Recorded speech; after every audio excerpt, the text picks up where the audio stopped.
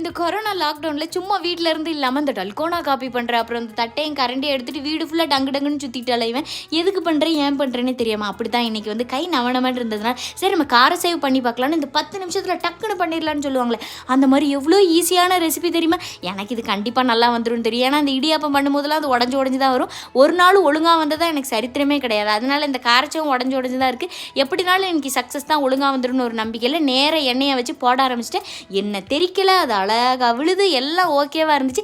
எடுத்து பார்த்தா அது காரச்சேவு மாதிரியே இல்லை, ஏதோ ஒரு முறுக்கு மாதிரி தான் இருந்துச்சு. நானும் 2-3 வாயில் தூக்கி போடுறேன். அது வந்து உப்பு இல்லை உரப்பு இல்லை எல்லாம் கொஞ்சம் கம்மியாக இருந்துச்சு.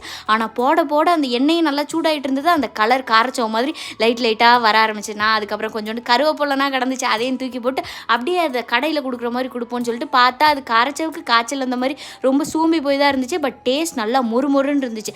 சரி மத்தியானத்துக்கு கொஞ்சம் சோத்துக்கு வச்சு சாப்பிடுவோன்னு பார்த்தா அருமையாக இருந்தது. வாட்டிக்கு பரவாயில்லப்பா.